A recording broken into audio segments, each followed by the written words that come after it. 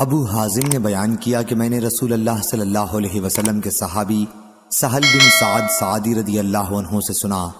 انہوں نے بیان کیا کہ رسول اللہ صلی اللہ علیہ وسلم نے فرمایا، میری بعثت قیامت سے اتنی قریب ہے جیسے اس کی اس سے، یعنی شہادت کی انگلی بیچ کی انگلی سے۔ یا حضرت صلی اللہ علیہ وسلم نے فرمایا، راوی کو شک تھا کہ جیسے یہ دونوں انگلیاں ہیں، اور آپ نے شہادت کی اور بیچ کی انگلیوں کو ملا کر بتایا۔ صحیح بخاری حدیث نمبر 5301۔ جبلہ بن سحیم نے بیان کیا، انہوں نے حضرت ابن عمر رضی اللہ عنہ سے سنا، انہوں نے بیان کیا کہ نبی کریم صلی اللہ علیہ وسلم نے فرمایا، مہینہ اتنے اتنے اور اتنے دنوں کا ہوتا ہے۔ آپ کی مراد 30 دن سے تھی۔ پھر فرمایا، اور اتنے اتنے اور اتنے دنوں کا بھی ہوتا ہے۔ آپ کا اشارہ 29 دنوں کی طرف تھا۔ ایک مرتبہ آپ نے 30 کی طرف اشارہ کیا اور دوسری مرتبہ 29 کی طرف۔ صحیح بخاری حدیث نمبر 5302۔ ابو مسعود رضی اللہ عنہ نے بیان کیا کہ اور نبی کریم صلی اللہ علیہ وسلم نے اپنے ہاتھ سے یمن کی طرف اشارہ کر کے فرمایا کہ برکتیں ادھر ہیں۔ 2 مرتبہ حضرت صلی اللہ علیہ وسلم نے یہ فرمایا، ہاں، اور سختی اور قساوت قلب ان کی کرخت آواز والوں میں ہے، جہاں سے شیطان کی دونوں سینگیں طلوع ہوتی ہیں، یعنی ربیہ اور مزر میں۔ صحیح بخاری حدیث نمبر 5303۔ سہل رضی اللہ عنہ نے بیان کیا کہ رسول اللہ صلی اللہ علیہ وسلم نے فرمایا، میں اور یتیم کی پرورش کرنے والا جنت میں اس طرح ہوں گے، اور آپ نے شہادت کی انگلی اور بیچ کی انگلی سے اشارہ کیا اور ان دونوں انگلیوں کے درمیان تھوڑی سی جگہ کھلی رکھی۔ صحیح بخاری حدیث نمبر 5304۔ امام مالک نے بیان کیا، ان سے ابن شہاب نے، ان سے سعید بن مسیب نے، اور ان سے حضرت ابو ہریرہ رضی اللہ عنہ نے، کہ ایک صحابی نبی کریم صلی اللہ علیہ وسلم کی خدمت میں حاضر ہوئے اور عرض کیا، یا رسول اللہ صلی اللہ علیہ وسلم، میرے یہاں تو کالا کلوٹا بچہ پیدا ہوا ہے۔ اس پر حضرت صلی اللہ علیہ وسلم نے فرمایا، تمہارے پاس کچھ اونٹ بھی ہیں؟ انہوں نے کہا، جی ہاں۔ حضرت صلی اللہ علیہ وسلم نے دریافت فرمایا، ان کے رنگ کیسے ہیں؟ انہوں نے کہا کہ سرخ رنگ کے ہیں۔ حضرت صلی اللہ علیہ وسلم نے دریافت فرمایا، ان میں کوئی سیاہی مائل سفید اونٹ بھی ہے؟ انہوں نے کہا کہ جی ہاں۔ حضرت صلی اللہ علیہ وسلم نے اس پر فرمایا کہ پھر یہ کہاں سے آ گیا؟ انہوں نے کہا کہ اپنی نسل کے کسی بہت پہلے کے اونٹ پر یہ پڑا ہوگا۔ حضرت صلی اللہ علیہ وسلم نے فرمایا کہ اسی طرح تمہارا یہ لڑکا بھی اپنی نسل کے کسی دور کے رشتہ دار پر پڑا ہوگا۔ صحیح بخاری حدیث نمبر 5305۔ نافع نے بیان کیا، اور ان سے عبداللہ نے، کہ قبیلہ انصار کے ایک صحابی نے اپنی بیوی پر تہمت لگائی تو نبی کریم صلی اللہ علیہ وسلم نے دونوں میاں بیوی سے قسم کھلوائی اور پھر دونوں میں جدائی کرا دی۔ صحیح بخاری حدیث نمبر 5306۔ اکرمہ نے بیان کیا، اور ان سے ابن عباس رضی اللہ عنہ نے، کہ ہلال بن امیہ نے اپنی بیوی پر تہمت لگائی، پھر وہ آئے اور گواہی دی۔ نبی کریم صلی اللہ علیہ وسلم نے اس وقت فرمایا، اللہ خوب جانتا ہے کہ تم میں سے ایک جھوٹا ہے، تو کیا تم میں سے کوئی جو واقعی گناہ کا مرتکب ہوا ہو رجوع کرے گا؟ اس کے بعد ان کی بیوی کھڑی ہوئیں اور انہوں نے گواہی دی اپنے بری ہونے کی۔ صحیح بخاری حدیث نمبر 5307۔ سہل بن سعد سعدی رضی اللہ عنہ نے خبر دی کہ عویمر اجلانی رضی اللہ عنہ عاصم بن عدی انصاری رضی اللہ عنہ کے پاس آئے اور ان سے کہا کہ عاصم، آپ کا کیا خیال ہے کہ ایک شخص اگر اپنی بیوی کے ساتھ غیر مرد کو دیکھے تو کیا اسے قتل کر دے گا، لیکن پھر آپ لوگ اسے بھی قتل کر دیں گے، آخر اسے کیا کرنا چاہیے؟ عاصم رضی اللہ عنہ، میرے لیے یہ مسئلہ پوچھ دو۔ چنانچہ عاصم رضی اللہ عنہ نے رسول اللہ صلی اللہ علیہ وسلم سے یہ مسئلہ پوچھا۔ حضرت صلی اللہ علیہ وسلم نے اس طرح کے سوالات کو ناپسند فرمایا اور اظہار ناگواری کیا۔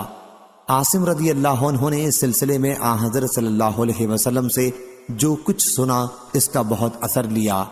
پھر جب گھر واپس آئے تو عویمر رضی اللہ عنہ ان کے پاس آئے اور پوچھا، عاصم رضی اللہ عنہ، آپ کو رسول اللہ صلی اللہ علیہ وسلم نے کیا جواب دیا؟ عاصم رضی اللہ عنہ نے کہا، عویمر رضی اللہ عنہ، تم نے میرے ساتھ اچھا معاملہ نہیں کیا، جو مسئلہ تم نے پوچھا تھا حضرت صلی اللہ علیہ وسلم نے اسے ناپسند فرمایا۔ عویمر رضی اللہ عنہ نے کہا کہ اللہ کی قسم، جب تک میں یہ مسئلہ حضرت صلی اللہ علیہ وسلم سے معلوم نہ کر لوں باز نہیں آؤں گا۔ چنانچہ عویمر رضی اللہ عنہ حضور صلی اللہ علیہ وسلم کی خدمت میں حاضر ہوئے۔ حضرت صلی اللہ علیہ وسلم اس وقت صحابہ کے درمیان میں موجود تھے۔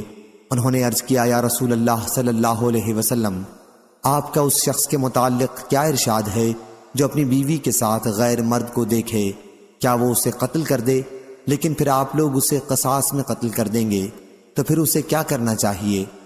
حضرت صلی اللہ علیہ وسلم نے فرمایا کہ تمہارے اور تمہاری بیوی کے بارے میں ابھی وحی نازل ہوئی ہے، جاؤ اور اپنی بیوی کو لے کر آؤ۔ سہل رضی اللہ عنہ نے بیان کیا کہ پھر ان دونوں نے لعان کیا۔ میں بھی حضرت صلی اللہ علیہ وسلم کے پاس اس وقت موجود تھا۔ جب لعان سے فارغ ہوئے تو عویمر رضی اللہ عنہ نے کہا کہ یا رسول اللہ صلی اللہ علیہ وسلم، اگر اب بھی میں اسے اپنی بیوی کو اپنے ساتھ رکھتا ہوں تو اس کا مطلب یہ ہے کہ میں جھوٹا ہوں۔ چنانچہ انہوں نے انہیں 3 طلاقیں حضرت صلی اللہ علیہ وسلم کے حکم سے پہلے ہی دے دیں۔ ابن شہاب نے بیان کیا کہ پھر یہی لعان کرنے والوں کے لیے سنت طریقہ مقرر ہو گیا۔ صحیح بخاری حدیث نمبر 5308۔ ابن جریج نے خبر دی، کہا کہ مجھے ابن شہاب نے لعان کے بارے میں اور یہ کہ شریعت کی طرف سے اس کا سنت طریقہ کیا ہے خبر دی۔ بنی سعدہ کے سہل بن سعد رضی اللہ عنہ سے انہوں نے بیان کیا کہ قبیلہ انصار کے ایک صحابی رسول اللہ صلی اللہ علیہ وسلم کی خدمت میں حاضر ہوئے اور عرض کیا، یا رسول اللہ صلی اللہ علیہ وسلم، اس شخص کے متعلق آپ کا کیا ارشاد ہے جو اپنی بیوی کے ساتھ غیر مرد کو دیکھے؟ کیا وہ اسے قتل کر دے یا اسے کیا کرنا چاہیے؟ انہی کے بارے میں اللہ تعالیٰ نے قرآن مجید کی وہ آیت نازل کی جس میں لعان کرنے والوں کے لیے تفصیلات بیان ہوئی ہیں۔ حضرت صلی اللہ علیہ وسلم نے ان سے فرمایا کہ اللہ تعالیٰ نے تمہاری بیوی کے بارے میں فیصلہ کر دیا ہے۔ بیان کیا کہ پھر دونوں نے مسجد میں لعان کیا۔ میں اس وقت وہاں موجود تھا۔ جب دونوں لعان سے فارغ ہوئے تو انصاری صحابی نے عرض کیا، یا رسول اللہ صلی اللہ علیہ وسلم، اگر اب بھی میں اسے اپنے نکاح میں رکھوں گا تو اس کا مطلب یہ ہوگا کہ میں نے اس پر جھوٹی تہمت لگائی تھی۔ چنانچہ لعان سے فارغ ہونے کے بعد انہوں نے حضرت صلی اللہ علیہ وسلم کے حکم سے پہلے ہی انہیں 3 طلاقیں دے دیں۔ حضور اکرم صلی اللہ علیہ وسلم کی موجودگی میں ہی انہیں جدا کر دیا۔ سہل رضی اللہ عنہ نے یا ابن شہاب نے کہا کہ ہر لعان کرنے والے میاں بیوی کے درمیان یہی جدائی کا سنت طریقہ مقرر ہوا۔ ابن جریج نے بیان کیا، ان سے ابن شہاب نے بیان کیا کہ ان کے بعد شریعت کی طرف سے طریقہ یہ متعین ہوا کہ 2 لعان کرنے والوں کے درمیان تفریق کرا دی جایا کرے، اور وہ عورت حاملہ تھی اور ان کا بیٹا اپنی ماں کی طرف منسوب کیا جاتا تھا۔ بیان کیا کہ پھر ایسی عورت کے میراث کے بارے میں بھی یہ طریقہ شریعت کی طرف سے مقرر ہو گیا کہ بچہ اس کا وارث ہوگا اور وہ بچے کی وارث ہوگی۔ اس کے مطابق جو اللہ تعالیٰ نے وراثت کے سلسلے میں فرض کیا ہے، ابن جریج نے بیان کیا، ان سے ابن شہاب نے اور ان سے سہل بن سعد سعدی رضی اللہ عنہ نے اسی حدیث میں کہ نبی کریم صلی اللہ علیہ وسلم نے فرمایا تھا کہ اگر لعان کرنے والی خاتون اس نے سرخ اور پستہ قد بچہ جنا جیسے وحرہ تو میں سمجھوں گا کہ عورت ہی سچی ہے اور اس کے شوہر نے اس پر جھوٹی تہمت لگائی ہے، لیکن اگر کالا بڑی آنکھوں والا اور بڑے سرینے والا بچہ جنا تو میں سمجھوں گا کہ شوہر نے اس کے متعلق سچ کہا تھا، عورت جھوٹی ہے۔ جب بچہ پیدا ہوا تو وہ بری شکل کا تھا، یعنی اس مرد کی صورت پر جس سے وہ بدنام ہوئی تھی۔ صحیح بخاری حدیث نمبر 5309۔ لیث نے بیان کیا، ان سے یحییٰ بن سعید نے، ان سے عبد الرحمن بن قاسم نے، ان سے قاسم بن محمد نے اور ان سے ابن عباس رضی اللہ عنہ نے کہ نبی کریم صلی اللہ علیہ وسلم کی مجلس میں لعان کا ذکر ہوا، اور عاصم رضی اللہ عنہ نے اس سلسلے میں کوئی بات کہی کہ میں اگر اپنی بیوی کے ساتھ کسی غیر مرد کو دیکھ لوں تو وہیں قتل کر دوں، اور چلے گئے۔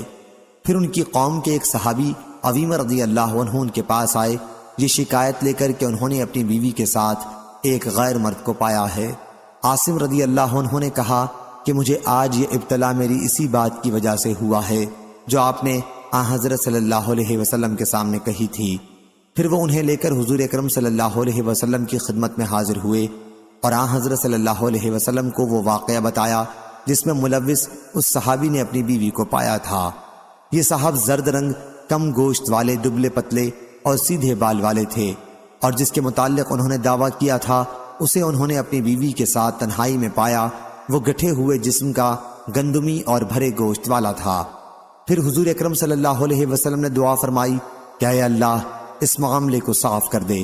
چنانچہ اس عورت نے بچہ اسی مرد کی شکل کا جنا جس کے متعلق شوہر نے دعویٰ کیا تھا کہ اسے انہوں نے اپنی بیوی کے ساتھ پایا تھا۔ حضرت صلی اللہ علیہ وسلم نے میاں بیوی کے درمیان لعان کرایا۔ ایک شاگرد نے مجلس میں ابن عباس رضی اللہ عنہ سے پوچھا، کیا یہی وہ عورت ہے جس کے متعلق حضور اکرم صلی اللہ علیہ وسلم نے فرمایا تھا کہ اگر میں کسی کو بلا شہادت کے سنگسار کر سکتا تو اس عورت کو سنگسار کرتا؟ ابن عباس رضی اللہ عنہ نے کہا کہ نہیں، یہ جملہ حضرت صلی اللہ علیہ وسلم نے اس عورت کے متعلق فرمایا تھا جس کی بدکاری اسلام کے زمانے میں کھل گئی تھی۔ ابو صالح اور عبداللہ بن یوسف نے اس حدیث میں بجائے خدلا کے کسرہ کے ساتھ دال خدلا روایت کیا ہے، لیکن معنی وہی ہے۔ صحیح بخاری حدیث نمبر 5310۔ سعید بن جبیر نے بیان کیا کہ میں نے حضرت ابن عمر رضی اللہ عنہ سے ایسے شخص کا حکم پوچھا جس نے اپنی بیوی پر تہمت لگائی ہو، تو انہوں نے کہا کہ نبی کریم صلی اللہ علیہ وسلم نے بنی اجلان کے میاں بیوی کے درمیان ایسی صورت میں جدائی کرا دی تھی، اور فرمایا تھا کہ اللہ خوب جانتا ہے کہ تم میں سے ایک جھوٹا ہے، تو کیا تم میں سے ایک جو واقعی گناہ میں مبتلا ہے رجوع کرے گا؟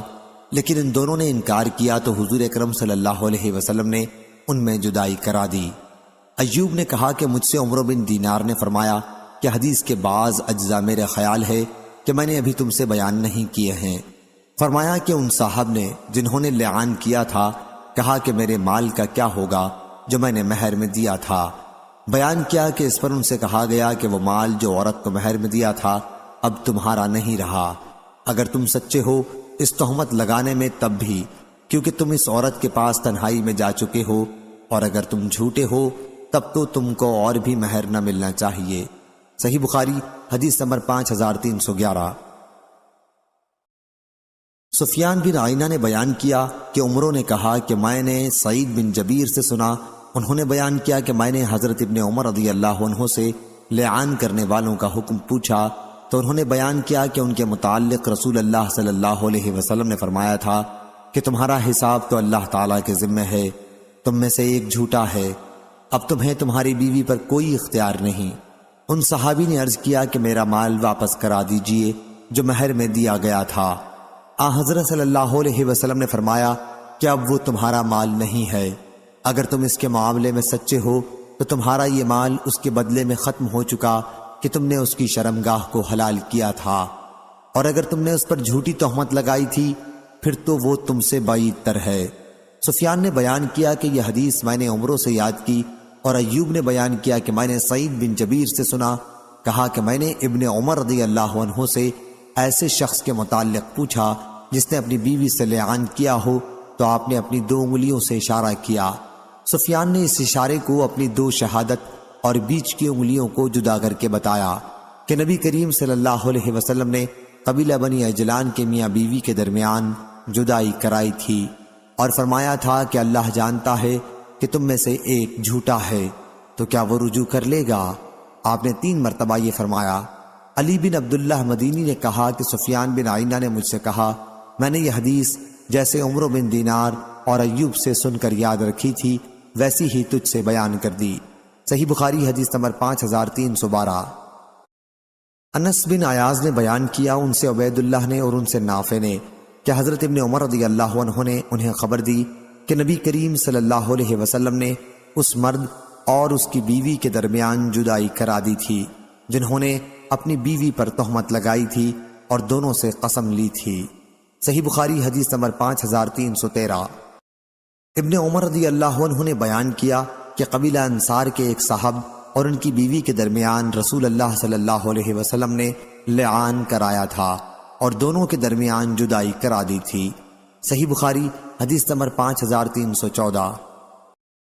نافع نے بیان کیا اور ان سے ابن عمر رضی اللہ عنہ نے کہ نبی کریم صلی اللہ علیہ وسلم نے ایک صاحب اور ان کی بیوی کے درمیان لعان کرایا تھا، پھر ان صاحب نے اپنی بیوی کے لڑکے کا انکار کیا تو آن حضرت صلی اللہ علیہ وسلم نے دونوں کے درمیان جدائی کرا دی اور لڑکا عورت کو دے دیا۔ صحیح بخاری حدیث نمبر 5315۔ عبد الرحمن بن قاسم نے خبر دی، انہیں قاسم بن محمد نے اور انہیں ابن عباس رضی اللہ عنہ نے انہوں نے بیان کیا کہ لعان کرنے والوں کا ذکر نبی کریم صلی اللہ علیہ وسلم کی مجلس میں ہوا تو عاصم بن عدی رضی اللہ عنہ نے اس پر ایک بات کہی کہ اگر میں اپنی بیوی کے ساتھ کسی کو پاؤں تو وہیں قتل کر ڈالوں۔ پھر واپس آئے تو ان کی قوم کے ایک صاحب ان کے پاس آئے اور ان سے کہا کہ میں نے اپنی بیوی کے ساتھ ایک غیر مرد کو پایا ہے۔ عاصم رضی اللہ عنہ نے کہا کہ اس معاملے میں میرا یہ ابتلا میری اس بات کی وجہ سے ہوا ہے جس کے کہنے کی جرت میں نے حضور صلی اللہ علیہ وسلم کے سامنے کی تھی۔ پھر وہ ان صاحب کو ساتھ لے کر آن حضرت صلی اللہ علیہ وسلم کے پاس گئے اور آن حضرت صلی اللہ علیہ وسلم کو اس صورت سے مطلع کیا جس میں انہوں نے اپنی بیوی کو پایا تھا۔ یہ صاحب زرد رنگ، کم گوشت والے اور سیدھے بالوں والے تھے، اور وہ جسے انہوں نے اپنی بیوی کے پاس پایا تھا گندمی گٹھے جسم کا زرد بھرے گوشت والا تھا، اس کے بال بہت زیادہ گھنگریالے تھے۔ حضور اکرم صلی اللہ علیہ وسلم نے فرمایا، اے اللہ معاملہ صاف کر دے۔ چنانچہ ان کی بیوی نے جو بچہ جنا وہ اسی شخص سے مشابہ تھا جس کے متعلق شوہر نے کہا تھا کہ انہوں نے اپنی بیوی کے پاس اسے پایا تھا۔ پھر حضور اکرم صلی اللہ علیہ وسلم نے دونوں کے درمیان لعان کرایا۔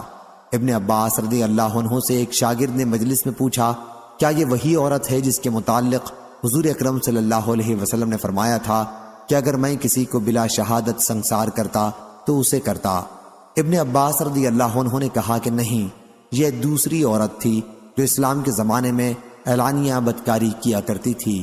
صحیح بخاری حدیث نمبر 5316۔ حشام نے بیان کیا، کہا کہ مجھ سے میرے والد نے بیان کیا اور ان سے حضرت عائشہ رضی اللہ عنہا نے اور ان سے نبی کریم صلی اللہ علیہ وسلم نے۔ دوسری سند اور حضرت امام بخاری رحمہ اللہ نے کہا کہ ہم سے عثمان بن ابی شیبہ نے بیان کیا، کہا ہم سے عبدہ نے بیان کیا، ان سے حشام نے، ان سے ان کے والد نے اور ان سے حضرت عائشہ رضی اللہ عنہا نے کہ رفاعہ قرظی رضی اللہ عنہ نے ایک خاتون سے نکاح کیا، پھر انہیں طلاق دے دی۔ اس کے بعد ایک دوسرے صاحب نے ان خاتون سے نکاح کر لیا، پھر وہ نبی کریم صلی اللہ علیہ وسلم کی خدمت میں حاضر ہوئیں اور اپنے دوسرے شوہر کا ذکر کیا اور کہا کہ وہ تو ان کے پاس آتے ہی نہیں، اور یہ کہ ان کے پاس کپڑے کے پلو جیسا ہے۔ انہوں نے پہلے شوہر کے ساتھ دوبارہ نکاح کی خواہش ظاہر کی، لیکن حضرت صلی اللہ علیہ وسلم نے فرمایا کہ نہیں، جب تک تم اس دوسرے شوہر کا مزہ نہ چکھ لو اور یہ تمہارا مزہ نہ چکھ لیں۔ صحیح بخاری حدیث نمبر 5317۔ لیث بن سعد نے بیان کیا، ان سے جعفر بن ربیعہ نے، ان سے عبد الرحمن بن ہرمز نے کہا کہ مجھے خبر دی ابو سلمہ بن عبد الرحمن نے کہ زینب بنت ابو سلمہ رضی اللہ عنہا نے اپنی والدہ نبی کریم صلی اللہ علیہ وسلم کی زوجہ مطہرہ ام سلمہ رضی اللہ عنہا سے خبر دی کہ ایک خاتون جو اسلام لائی تھی اور جن کا نام سبیہ تھا اپنے شوہر کے ساتھ رہتی تھیں۔ شوہر کا جب انتقال ہوا تو وہ حاملہ تھیں، اور ابو سنابل بن بعلق رضی اللہ عنہ نے ان کے پاس نکاح کا پیغام بھیجا، لیکن انہوں نے نکاح کرنے سے انکار کیا۔ ابو سنابل نے کہا کہ اللہ کی قسم، جب تک عدت کی 2 مدتوں میں سے لمبی مدت نہ گزار لوں گی تمہارے لیے اس سے جس سے نکاح وہ کرنا چاہتی تھی نکاح کرنا صحیح نہیں ہوگا۔ پھر وہ وضع حمل کے بعد تقریباً 10 دن تک رکی رہیں۔ اس کے بعد حضور اکرم صلی اللہ علیہ وسلم کی خدمت میں حاضر ہوئیں تو حضور صلی اللہ علیہ وسلم نے فرمایا کہ اب نکاح کر لو۔ صحیح بخاری حدیث نمبر 5318۔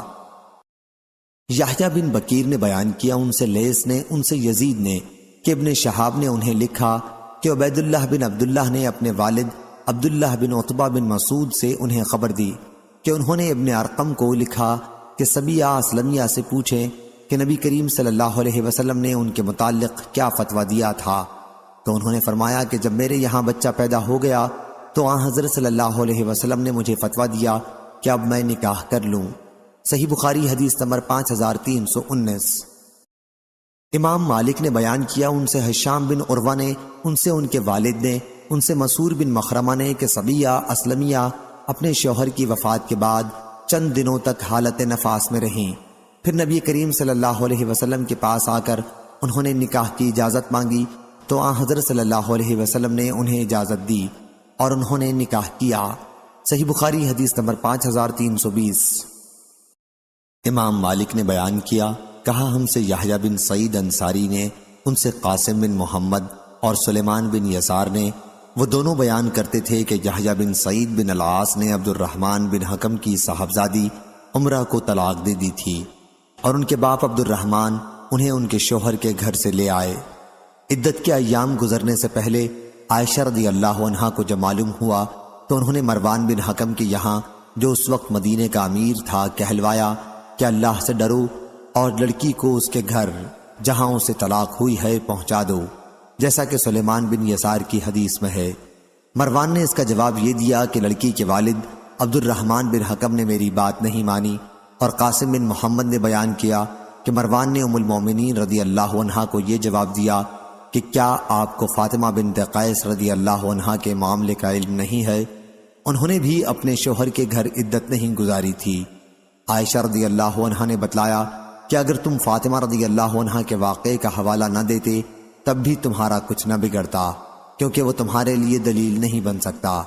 مروان بن حکم نے اس پر کہا کہ اگر آپ کے نزدیک فاطمہ رضی اللہ عنہا کا ان کے شوہر کے گھر سے منتقل کرنا ان کے اور ان کے شوہر کے رشتہ داری کے درمیان کشیدگی کی وجہ سے تھا، تو یہاں بھی یہی وجہ کافی ہے کہ دونوں میاں بیوی کے درمیان کشیدگی تھی۔ صحیح بخاری حدیث نمبر 5321، 5322۔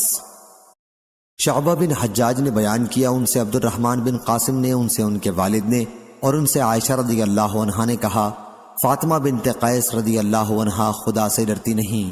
ان کا اشارہ ان کے اس قول کی طرف تھا کہ مطلقہ بائنہ کو نفقہ و سکنہ دینا ضروری نہیں، جو کہتی ہے کہ طلاق بائن جس عورت پر پڑے اس سے مسکن اور خرچہ نہیں ملے گا۔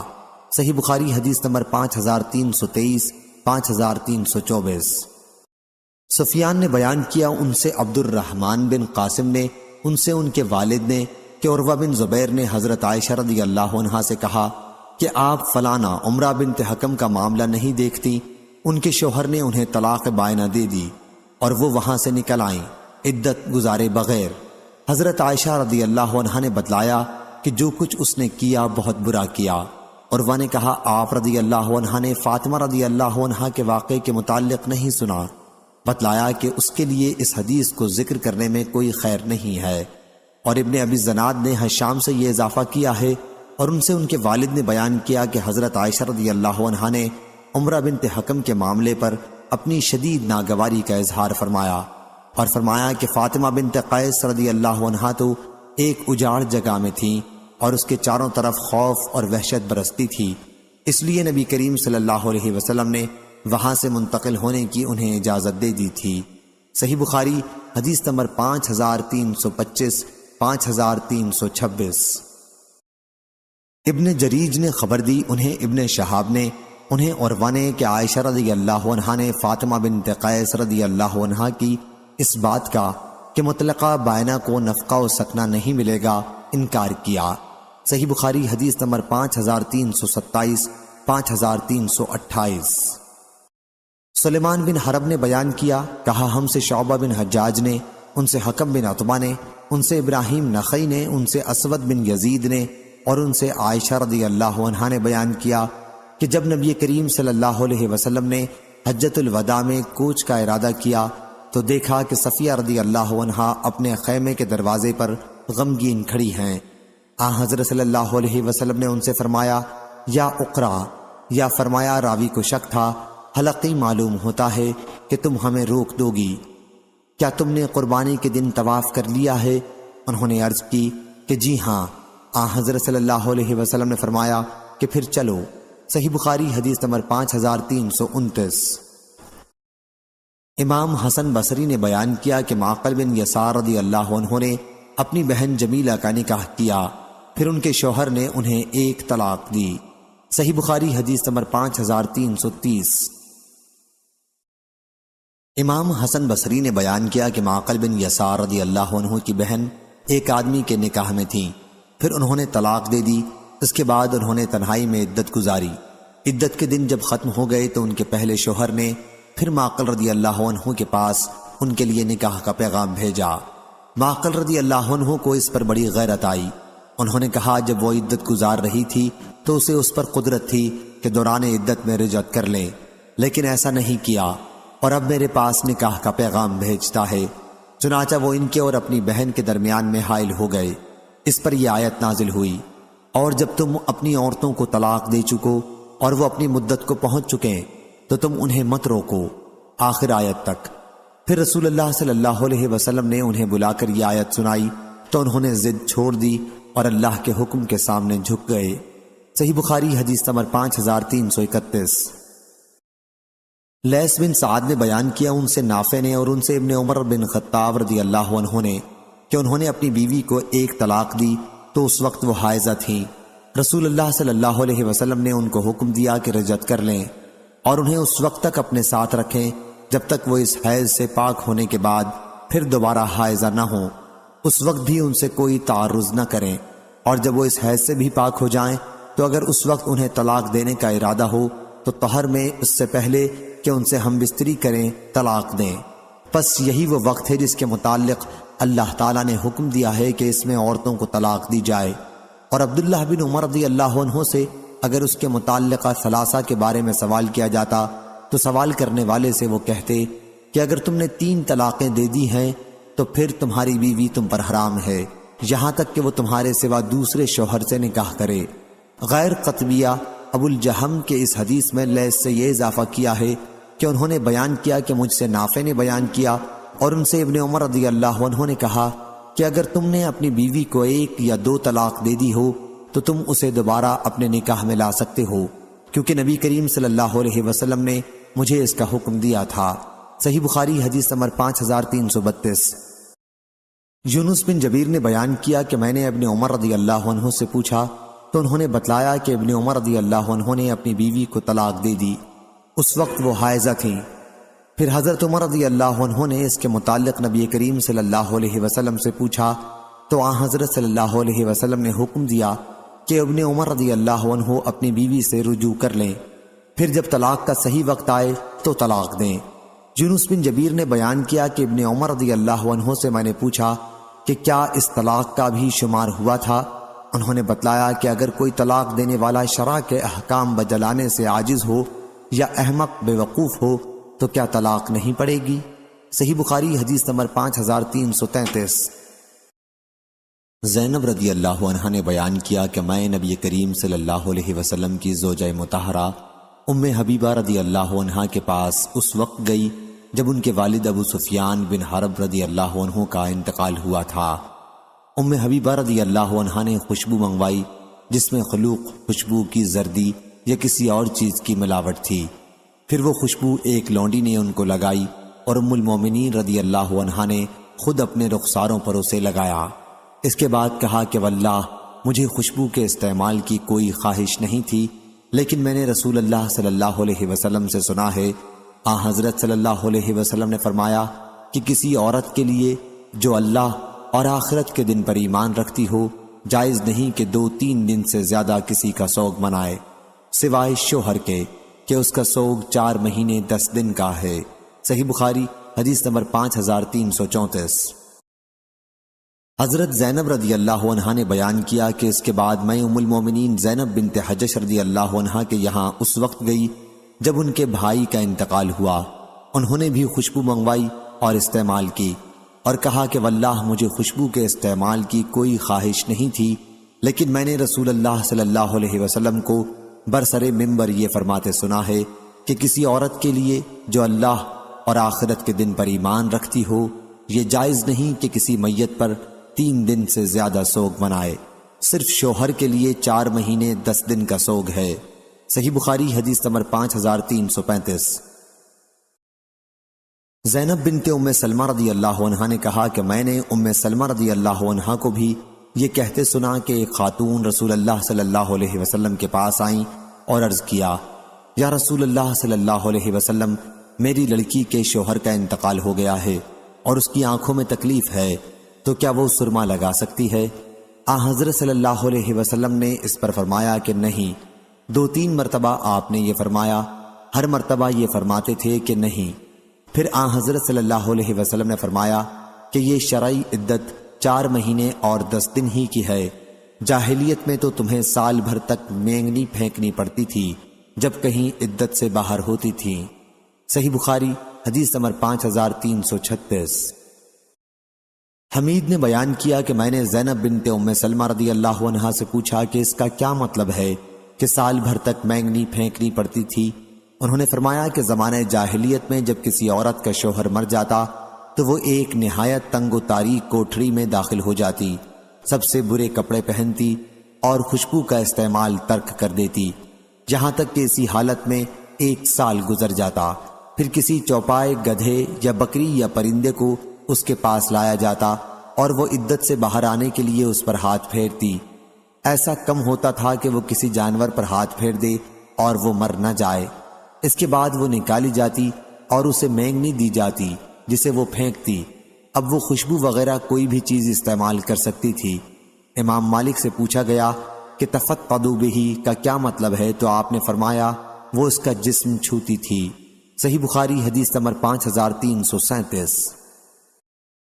آدم بن ابی ایاس نے بیان کیا، کہا ہم سے شعبہ نے، کہا ہم سے حمید بن نافع نے، ان سے زینب بنت ام سلمہ رضی اللہ عنہا نے اپنی والدہ سے کہ ایک عورت کے شوہر کا انتقال ہو گیا، اس کے بعد اس کی آنکھ میں تکلیف ہوئی تو اس کے گھر والے رسول اللہ صلی اللہ علیہ وسلم کی خدمت میں حاضر ہوئے اور آپ سے سرما لگانے کی اجازت مانگی۔ حضرت صلی اللہ علیہ وسلم نے فرمایا کہ سرما زمانہ عدت میں نہ لگاؤ، زمانہ جاہلیت میں تمہیں بدترین کپڑے میں وقت گزارنا پڑتا تھا۔ یا راوی کو شک تھا کہ یہ فرمایا کہ بدترین گھر میں وقت عدت گزارنا پڑتا تھا۔ جب اس طرح 1 سال پورا ہو جاتا تو اس کے پاس سے کتا گزرتا اور وہ اس پر مینگنی پھینکتی۔ جب عدت سے باہر آتی پس سرما نہ لگاؤ یہاں تک کہ 4 مہینے 10 دن گزر جائیں۔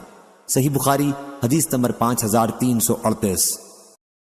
اور میں نے زینب بنت ام سلمہ رضی اللہ عنہا سے سنا، وہ ام حبیبہ سے بیان کرتی تھیں کہ نبی کریم صلی اللہ علیہ وسلم نے فرمایا، ایک مسلمان عورت جو اللہ اور آخرت کے دن پر ایمان رکھتی ہو، اس کے لیے جائز نہیں کہ وہ کسی کی وفات کا سوگ 3 دن سے زیادہ منائے، سوائے شوہر کے کہ اس کے لیے 4 مہینے 10 دن ہیں۔ صحیح بخاری حدیث نمبر 5339۔ سلمہ بنت علقمہ نے بیان کیا، ان سے محمد بن سیرین نے کہ ام عطیہ رضی اللہ عنہا نے بیان کیا کہ ہمیں منع کیا گیا ہے کہ شوہر کے سوا کسی کا سوگ منائیں، 3 دن سے زیادہ منائیں۔ صحیح بخاری حدیث نمبر 5340۔ ام عطیہ رضی اللہ عنہا نے بیان کیا کہ ہمیں اس سے منع کیا گیا کہ کسی میت کا 3 دن سے زیادہ سوگ منائیں، سوائے شوہر کے کہ اس کے لیے 4 مہینے 10 دن کی عدت تھی۔ اس عرصے میں ہم نہ سرما لگاتے، نہ خوشبو استعمال کرتے اور نہ رنگا کپڑا پہنتے تھے، البتہ وہ کپڑا اس سے الگ تھا جس کا دھاگا بننے سے پہلے ہی رنگ دیا گیا ہو۔ ہمیں اس کی اجازت تھی کہ اگر کوئی حیض کے بعد غسل کرے تو اس وقت اظفار کا تھوڑا سا عود استعمال کر لے، اور ہمیں جنازے کے پیچھے چلنے کی بھی ممانعت تھی۔ صحیح بخاری حدیث نمبر 5341۔ عبد السلام بن حرب نے بیان کیا، ان سے ہشام بن حسان نے، ان سے حفصہ بنت سیرین نے اور ان سے ام عطیہ رضی اللہ عنہا نے کہ نبی کریم صلی اللہ علیہ وسلم نے فرمایا، جو عورت اللہ اور آخرت کے دن پر ایمان رکھتی ہو اس کے لیے جائز نہیں کہ 3 دن سے زیادہ کسی کا سوگ منائے، سوائے شوہر کے وہ اس کے سوگ میں نہ سرما لگائے نہ رنگا ہوا کپڑا پہنے، مگر یمن کا دھاری دار کپڑا جو بننے سے پہلے ہی رنگا گیا ہو۔ صحیح بخاری حدیث نمبر 5342۔ ہشام بن حسان نے بیان کیا، کہا ہم سے حفصہ بنت سیرین نے اور ان سے ام عطیہ رضی اللہ عنہا نے کہ نبی کریم صلی اللہ علیہ وسلم نے منع فرمایا کسی میت پر خاوند کے سوا 3 دن سے زیادہ سوگ کرنے سے، اور فرمایا کہ خوشبو کا استعمال نہ کرے، سوا طہر کے وقت جب حیض سے پاک ہو تو تھوڑا سا عود، قسط اور مقام اظفار کی خوشبو استعمال کر سکتی ہے۔ ابو عبداللہ حضرت امام بخاری کہتے ہیں کہ قسط اور القسط ایک ہی چیز ہیں، جیسے کافور اور قافور دونوں ایک ہیں۔ صحیح بخاری حدیث نمبر 5343۔ روح بن عبادہ نے خبر دی، کہا ہم سے شبل بن عباد نے، ان سے ابن ابی نجیح نے اور ان سے مجاہد نے آیت کریمہ والذین یتوفون یعنی اور جو لوگ تم میں سے وفات پا جائیں اور بیویاں چھوڑ جائیں کے متعلق کہا کہ یہ عدت جو شوہر کے گھر والوں کے پاس گزاری جاتی تھی پہلے واجب تھی، اس لیے اللہ تعالیٰ نے یہ آیت اتاری والذین یتوفون منکم، یعنی اور جو لوگ تم میں سے وفات پا جائیں اور بیویاں چھوڑ جائیں ان پر لازم ہے کہ اپنی بیویوں کے حق میں نفع اٹھانے کی وصیت کر جائیں کہ وہ 1 سال تک گھر سے نہ نکالی جائیں، لیکن اگر وہ خود نکل جائیں تو کوئی گناہ تم پر نہیں، اس باب میں جیسے وہ بیویاں اپنے بارے میں دستور کے مطابق کریں۔ مجاہد نے کہا کہ اللہ تعالیٰ نے ایسی بیوہ کے لیے 7 مہینے 20 دن سال بھر میں سے وصیت قرار دی، اگر وہ چاہے تو شوہر کی وصیت کے مطابق وہیں ٹھہری رہے، اور اگر چاہے 4 مہینے 10 دن کی عدت پوری کر کے وہاں سے چلی جائے۔ اللہ تعالیٰ کے ارشاد غیر اخراج تک، یعنی انہیں نکالا نہ جائے، البتہ اگر وہ خود چلی جائیں تو تم پر گناہ نہیں، کا یہی منشا ہے، پس عدت تو جیسے کہ پہلے تھی اب بھی اس پر واجب ہے۔ ابن ابی نجیح نے اسے مجاہد سے بیان کیا اور عطا نے بیان کیا کہ حضرت ابن عباس رضی اللہ عنہ نے کہا کہ اس پہلی آیت نے بیوہ کو خاوند کے گھر میں عدت گزارنے کا حکم کو منسوخ کر دیا، اس لیے اب وہ جہاں چاہے عدت گزارے، اور اسی طرح اس آیت نے اللہ تعالیٰ کے ارشاد غیر اخراج یعنی انہیں نکالا نہ جائے کو بھی منسوخ کر دیا ہے۔ عطا نے کہا کہ اگر وہ چاہے تو اپنے شوہر کے گھر والوں کے یہاں ہی عدت گزارے اور وصیت کے مطابق قیام کرے، اور اگر چاہے وہاں سے چلی آئے، کیونکہ اللہ تعالیٰ نے فرمایا ہے فَلَيْسَ عَلَيْكُمْ جُنَاحٌ، یعنی پس تم پر اس کا کوئی گناہ نہیں جو وہ اپنی مرضی کے مطابق کریں۔ عطا نے کہا کہ اس کے بعد میراث کا حکم نازل ہوا اور اس نے مکان کے حکم کو منسوخ کر دیا، پس وہ جہاں چاہے عدت گزار سکتی ہے اور اس کے لیے شوہر کی طرف سے مکان کا انتظام نہیں ہوگا۔ صحیح بخاری حدیث نمبر 5344۔ زینب بنت ام سلمہ رضی اللہ عنہا نے بیان کیا اور ان سے ام حبیبہ بنت ابو سفیان رضی اللہ عنہا نے بیان کیا کہ جب ان کے والد کی وفات کی خبر پہنچی تو انہوں نے خوشبو منگوائی اور اپنے دونوں بازوؤں پر لگائی، پھر کہا کہ مجھے خوشبو کی کوئی ضرورت نہ تھی، لیکن میں نے رسول اللہ صلی اللہ علیہ وسلم سے سنا ہے کہ جو عورت اللہ اور آخرت پر ایمان رکھتی ہو وہ کسی میت کا 3 دن سے زیادہ سوگ نہ منائے سوائے شوہر کے کہ اس کے لیے 4 مہینے 10 دن ہیں۔ صحیح بخاری حدیث نمبر 5345۔ ابو مسعود رضی اللہ عنہ نے بیان کیا کہ نبی کریم صلی اللہ علیہ وسلم نے کتے کی قیمت، کاہن کی کمائی اور زانیہ عورت کے زنا کی کمائی کھانے سے منع فرمایا۔ صحیح بخاری حدیث نمبر 5346۔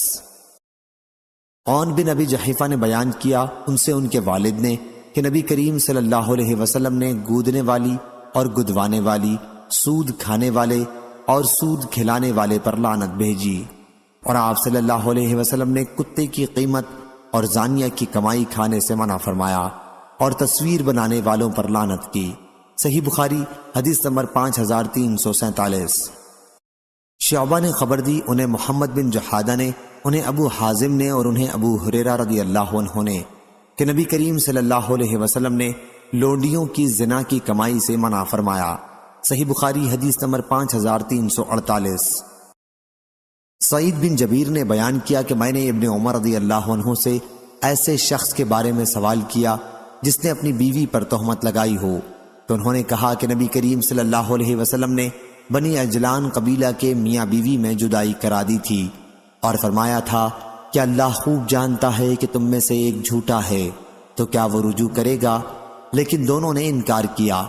آپ نے دوبارہ فرمایا کہ اللہ خوب جانتا ہے اسے جو تم میں سے ایک جھوٹا ہے وہ توبہ کرتا ہے یا نہیں، لیکن دونوں نے پھر توبہ سے انکار کیا، پس حضرت صلی اللہ علیہ وسلم نے ان میں جدائی کرا دی۔ ایوب نے بیان کیا کہ مجھ سے عمرو بن دینار نے کہا کہ یہاں حدیث میں ایک چیز اور ہے، میں نے تمہیں اسے بیان کرتے نہیں دیکھا، وہ یہ ہے کہ تہمت لگانے والے شوہر نے کہا تھا کہ میرا مال مہر دلوا دیجیے۔ حضرت صلی اللہ علیہ وسلم نے اس پر فرمایا کہ وہ تمہارا مال ہی نہیں رہا، اگر تم سچے بھی ہو تو تم اس سے خلوت کر چکے ہو، اور اگر جھوٹے ہو تب تو تم کو بطریق اولا کچھ نہ ملنا چاہیے۔ صحیح بخاری حدیث نمبر 5349۔ سفیان بن عینہ نے بیان کیا ان سے عمرو بن دینار نے، ان سے سعید بن جبیر نے، ان سے ابن عمر رضی اللہ عنہ نے کہ نبی کریم صلی اللہ علیہ وسلم نے لعان کرنے والے میاں بیوی سے فرمایا کہ تمہارا حساب اللہ کے یہاں ہوگا، تم میں سے ایک تو یقیناً جھوٹا ہے، تمہارے یعنی شوہر کے لیے اسے بیوی کو حاصل کرنے کا اب کوئی راستہ نہیں ہے۔ شوہر نے عرض کیا یا رسول اللہ صلی اللہ علیہ وسلم، میرا مال۔ حضرت صلی اللہ علیہ وسلم نے فرمایا کہ اب وہ تمہارا مال نہیں رہا، اگر تم نے اس کے متعلق سچ کہا تھا تو وہ اس کے بدلے میں ہے کہ تم نے اس کی شرمگاہ اپنے لیے حلال کی تھی، اور اگر تم نے اس پر جھوٹی تہمت لگائی تھی تب تو اور زیادہ تجھ کو کچھ نہ ملنا چاہیے۔ صحیح بخاری حدیث نمبر 5350۔ عدی بن ثابت نے بیان کیا کہ میں نے عبداللہ بن یزید انصاری سے سنا، اور انہوں نے ابو مسعود انصاری رضی اللہ عنہ سے عبداللہ بن یزید انصاری نے بیان کیا کہ میں نے ان سے پوچھا کیا تم اس حدیث کو نبی کریم صلی اللہ علیہ وسلم سے روایت کرتے ہو؟ انہوں نے کہا کہ ہاں۔ نبی کریم صلی اللہ علیہ وسلم سے کیا آپ نے فرمایا کہ جب مسلمان اپنے گھر میں اپنے جورو بال بچوں پر اللہ کا حکم ادا کرنے کی نیت سے خرچ کرے تو اس میں بھی اس کو صدقے کا ثواب ملتا ہے۔ صحیح بخاری حدیث نمبر 5351۔ امام مالک نے بیان کیا، ان سے ابو زناد نے، ان سے اعرج نے، اور ان سے حضرت ابو ہریرہ رضی اللہ عنہ نے بیان کیا کہ رسول اللہ صلی اللہ علیہ وسلم نے فرمایا اللہ تعالیٰ فرماتا ہے کہ اے ابن آدم تو خرچ کر تو میں تجھ کو دیے جاؤں گا۔ صحیح بخاری حدیث نمبر 5352۔ حضرت ابو ہریرہ رضی اللہ عنہ نے بیان کیا کہ نبی کریم صلی اللہ علیہ وسلم نے فرمایا بیواؤں اور مسکینوں کے کام آنے والا اللہ کے راستے میں جہاد کرنے والے کے برابر ہے، یا رات بھر عبادت اور دن کو روزے رکھنے والے کے برابر ہے۔ صحیح بخاری حدیث نمبر 5353۔ سفیان ثوری نے خبر دی، انہیں سعد بن ابراہیم نے، ان سے عامر بن سعد رضی اللہ عنہ نے، انہوں نے سعد رضی اللہ عنہ سے کہ نبی کریم صلی اللہ علیہ وسلم میری عیادت کے لیے تشریف لائے۔ میں اس وقت مکہ مکرمہ میں بیمار تھا۔ میں نے حضرت صلی اللہ علیہ وسلم سے کہا کہ میرے پاس مال ہے، کیا میں اپنے تمام مال کی وصیت کر دوں؟ آپ صلی اللہ علیہ وسلم نے فرمایا کہ نہیں۔ میں نے کہا پھر آدھے کی کر دوں؟ حضرت صلی اللہ علیہ وسلم نے فرمایا کہ نہیں۔ میں نے کہا پھر تہائی کی کر دوں؟ فرمایا تہائی کی کر دو، اور تہائی بھی بہت ہے، اگر تم اپنے وارثوں کو مالدار چھوڑ کر جاؤ تو یہ اس سے بہتر ہے کہ تم انہیں محتاج و تنگ دست چھوڑو کہ لوگوں کے سامنے وہ ہاتھ پھیلاتے پھریں، اور تم جب بھی خرچ کرو گے تو وہ تمہاری طرف سے صدقہ ہوگا، یہاں تک کہ اس لقمے پر بھی ثواب ملے گا جو تم اپنی بیوی کے منہ میں رکھنے کے لیے اٹھاؤ گے، اور امید ہے کہ ابھی اللہ تمہیں زندہ رکھے گا، تم سے بہت سے لوگوں کو نفع پہنچے گا اور بہت سے دوسرے کفار نقصان اٹھائیں گے۔ صحیح بخاری حدیث نمبر 5354۔ حضرت ابو ہریرہ رضی اللہ عنہ نے بیان کیا کہ نبی کریم صلی اللہ علیہ وسلم نے فرمایا سب سے بہترین صدقہ وہ ہے جسے دے کر دینے والا مالدار ہی رہے، اور ہر حال میں اوپر کا ہاتھ دینے والے کا نیچے لینے والے کے ہاتھ سے بہتر ہے، اور خرچ کی ابتدا ان سے کرو جو تمہاری نگہبانی میں ہیں۔ عورت کو اس مطالبے کا حق ہے کہ مجھے کھانا دے ورنہ طلاق دے، غلام کو اس مطالبے کا حق ہے کہ مجھے کھانا دو اور مجھ سے کام لو، بیٹا کہہ سکتا ہے کہ مجھے کھانا کھلاؤ یا کسی اور پر چھوڑ دو۔ لوگوں نے کہا اے ابو ہریرہ رضی اللہ عنہ، کیا یہ آخری ٹکڑا بھی کہ جو روح کہتی ہے آخر تک آپ نے رسول اللہ صلی اللہ علیہ وسلم سے سنا ہے؟ انہوں نے کہا کہ نہیں، بلکہ یہ ابو ہریرہ رضی اللہ عنہ کی خود اپنی سمجھ سے ہے۔ صحیح بخاری حدیث نمبر 5355۔ عبد الرحمن بن خالد بن مسافر نے بیان کیا، ان سے ابن شہاب نے، ان سے سعید بن مسیب نے، اور ان سے حضرت ابو ہریرہ رضی اللہ عنہ نے کہ رسول اللہ صلی اللہ علیہ وسلم نے فرمایا بہترین خیرات وہ ہے جسے دینے پر آدمی مالدار ہی رہے، اور ابتدا ان سے کرو جو تمہاری نگرانی میں ہیں، جن کے کھلانے پہنانے کے تم ذمہ دار ہو۔ صحیح بخاری حدیث نمبر 5356۔ معمر نے بیان کیا کہ ان سے سوری نے پوچھا کہ تم نے ایسے شخص کے بارے میں بھی سنا ہے جو اپنے گھر والوں کے لیے سال بھر کا یا سال سے کم کا خرچ جمع کر لے؟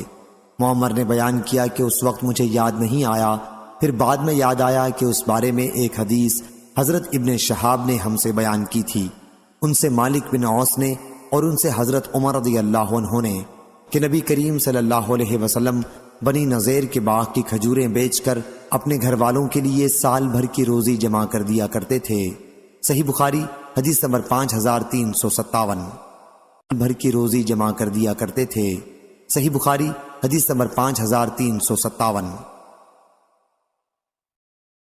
مالک بن اوس بن حدثان نے خبر دی، ابن شہاب ظاہری نے بیان کیا کہ محمد بن جبیر بن مطعم نے اس کا بعض حصہ بیان کیا تھا، اس لیے میں روانہ ہوا اور مالک بن اوس کی خدمت میں پہنچا اور ان سے یہ حدیث پوچھی۔ مالک نے مجھ سے بیان کیا کہ میں عمر رضی اللہ عنہ کی خدمت میں حاضر ہوا تو ان کے دربان یرفع ان کے پاس آئے اور کہا، عثمان بن عفان، عبد الرحمن، زید اور سعد رضی اللہ عنہم آپ سے ملنے کی اجازت چاہتے ہیں، کیا آپ انہیں آنے کی اجازت دیں گے؟ عمر رضی اللہ عنہ نے کہا کہ اندر بلا لو، چنانچہ انہیں اس کی اجازت دے دی گئی۔ راوی نے کہا کہ پھر یہ سب اندر تشریف لائے اور سلام کر کے بیٹھ گئے۔ یرفع نے تھوڑی دیر بعد پھر عمر رضی اللہ عنہ سے آ کر کہا کہ علی اور عباس رضی اللہ عنہم بھی ملنا چاہتے ہیں، کیا آپ کی طرف سے اجازت ہے؟ عمر رضی اللہ عنہ نے انہیں بھی اندر بلانے کے لیے کہا۔ اندر آ کر ان حضرات نے بھی سلام کیا اور بیٹھ گئے۔ اس کے بعد عباس رضی اللہ عنہ نے کہا، امیر المومنین، میرے اور ان علی رضی اللہ عنہ کے درمیان فیصلہ کر دیجئے۔ دوسرے صحابہ عثمان اور ان کے ساتھیوں نے بھی کہا کہ امیر المومنین ان کا فیصلہ فرما دیجئے اور انہیں اس الجھن سے نجات دیجئے۔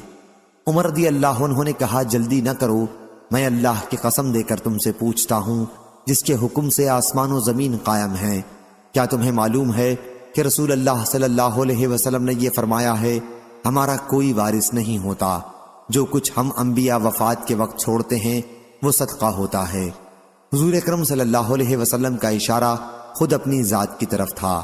صحابہ رضی اللہ عنہم نے کہا کہ آن حضرت صلی اللہ علیہ وسلم نے ارشاد فرمایا تھا۔ اس کے بعد عمر رضی اللہ عنہ علی اور عباس رضی اللہ عنہ کی طرف متوجہ ہوئے اور ان سے پوچھا، میں اللہ کی قسم دے کر آپ سے پوچھتا ہوں، کیا آپ لوگوں کو معلوم ہے کہ رسول اللہ صلی اللہ علیہ وسلم نے یہ ارشاد فرمایا تھا؟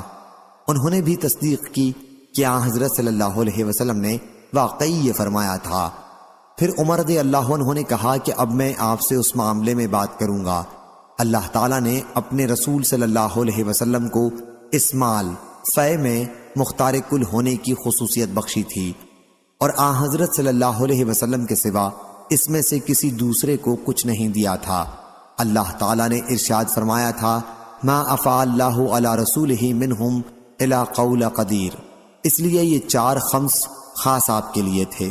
اللہ کی قسم، آن حضرت صلی اللہ علیہ وسلم نے تمہیں نظر انداز کر کے اس مال کو اپنے لیے خاص نہیں کر لیا تھا اور نہ تمہارا کم کر کے اسے آن حضرت صلی اللہ علیہ وسلم نے اپنے لیے رکھا تھا، بلکہ آن حضرت صلی اللہ علیہ وسلم نے پہلے تم سب میں اس کی تقسیم کی، آخر میں جو مال باقی رہ گیا تو اس میں سے آپ اپنے گھر والوں کے لیے سال بھر کا خرچ لیتے اور اس کے بعد جو باقی بچتا اسے اللہ کے مال کے مصرف ہی میں مسلمانوں کے لیے خرچ کر دیتے۔ آپ نے اپنی زندگی بھر اسی کے مطابق عمل کیا۔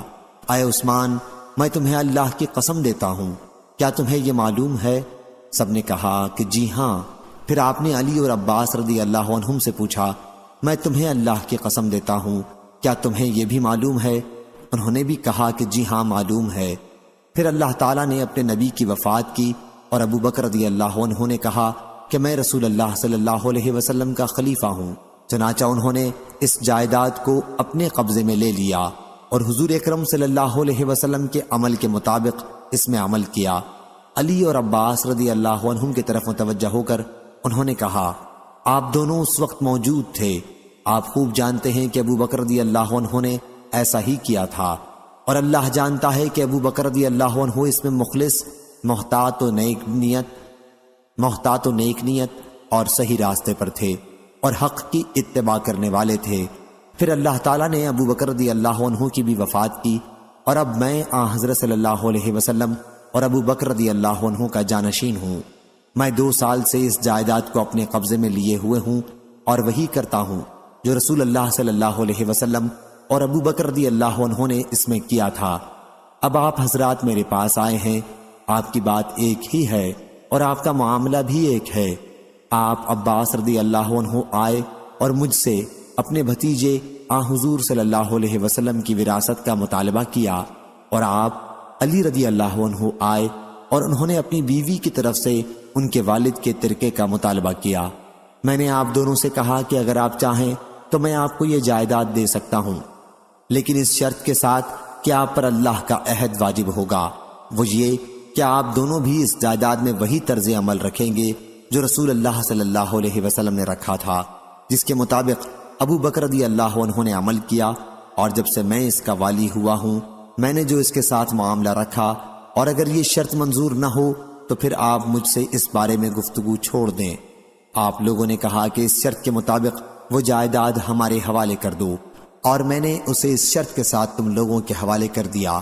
کیوں عثمان اور ان کے ساتھیوں، میں آپ کو اللہ کی قسم دیتا ہوں میں نے اس شرط ہی پر وہ جائیداد علی اور عباس رضی اللہ عنہ کے قبضے میں دی ہے نا؟ انہوں نے کہا کہ جی ہاں۔ راوی نے بیان کیا کہ پھر آپ علی اور عباس رضی اللہ عنہ کی طرف متوجہ ہوئے اور کہا میں آپ حضرات کو اللہ کی قسم دیتا ہوں، کیا میں نے آپ دونوں کے حوالے وہ اس شرط کے ساتھ کی تھی؟ دونوں حضرات نے فرمایا کہ جی ہاں۔ پھر عمر رضی اللہ عنہ نے فرمایا کیا آپ حضرات اب اس کے سوا مجھ سے کوئی اور فیصلہ چاہتے ہیں؟ اس ذات کی قسم ہے جس کے حکم سے آسمان و زمین قائم ہیں، اس کے سوا میں کوئی اور فیصلہ قیامت تک نہیں کر سکتا۔ اب آپ لوگ اس کی ذمہ داری پوری کرنے سے عاجز ہیں تو مجھے واپس کر دیں، میں اس کا بھی بندوبست آپ ہی کر لوں گا۔ صحیح بخاری حدیث نمبر 5358۔ عبداللہ بن مبارک نے خبر دی، انہیں یونس بن یزید نے، انہیں ابن شہاب نے، انہیں عروہ نے خبر دی، اور ان سے عائشہ رضی اللہ عنہا نے بیان کیا کہ ہند بنت عتبہ رضی اللہ عنہا حاضر ہوئیں اور عرض کیا یا رسول اللہ صلی اللہ علیہ وسلم، ابو سفیان ان کے شوہر بہت بخیل ہیں، تو کیا میرے لیے اس میں کوئی گناہ ہے اگر میں ان کے مال میں سے اس کی پیٹھ پیچھے اپنے بچوں کو کھلاؤں؟ حضرت صلی اللہ علیہ وسلم نے فرمایا کہ نہیں، لیکن دستور کے مطابق ہونا چاہیے۔ صحیح بخاری حدیث نمبر 5359۔ عبد الرزاق نے بیان کیا، ان سے معمر بن راشد نے، ان سے حمام بن عینہ نے کہا کہ میں نے ابو ہریرہ رضی اللہ عنہ سے سنا کہ نبی کریم صلی اللہ علیہ وسلم نے فرمایا اگر عورت اپنے شوہر کی کمائی میں سے اس کے حکم کے بغیر دستور کے مطابق اللہ کے راستے میں خرچ کر دے تو اسے بھی آدھا ثواب ملتا ہے۔ صحیح بخاری حدیث نمبر 5360۔ علی رضی اللہ عنہ نے بیان کیا کہ فاطمہ رضی اللہ عنہا نبی کریم صلی اللہ علیہ وسلم کی خدمت میں یہ شکایت کرنے کے لیے حاضر ہوئیں کہ چکی پیسنے کی وجہ سے ان کے ہاتھوں میں کتنی تکلیف ہے۔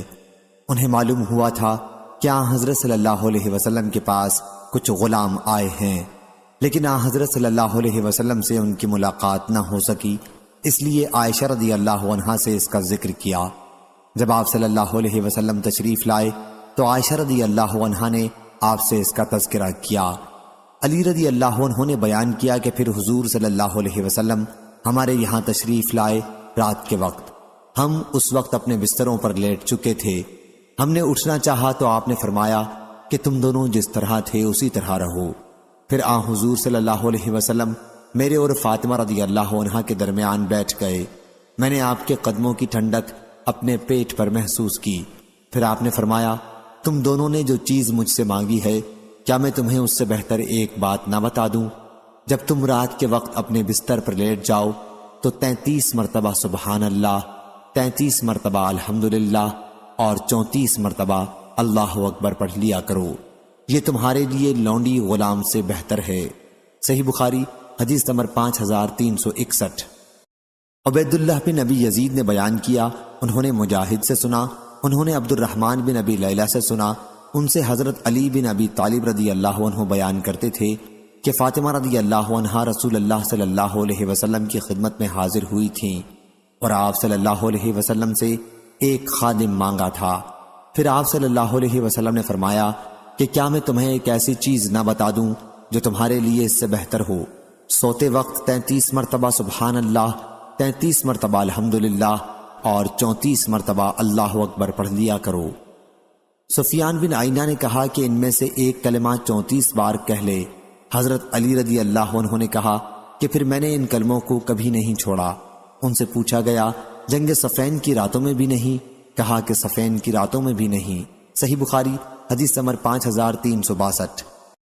شعبہ نے بیان کیا ان سے حکم بن عتبہ نے، ان سے ابراہیم نے، ان سے اسود بن یزید نے کہ میں نے حضرت عائشہ رضی اللہ عنہا سے پوچھا کہ گھر میں نبی کریم صلی اللہ علیہ وسلم کیا کیا کرتے تھے؟